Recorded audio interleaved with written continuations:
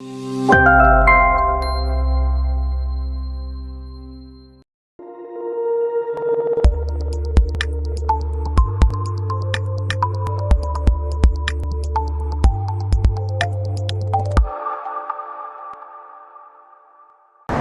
for future patients, if you're interested in getting your hair transplant, I would definitely recommend this clinic. I think they do a wonderful job.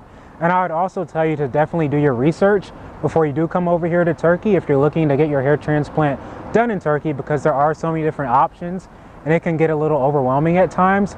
So just make sure that you're looking for, really good results. You're doing your research, and just make sure, I would recommend that you choose a place like this where you do have that physician oversight.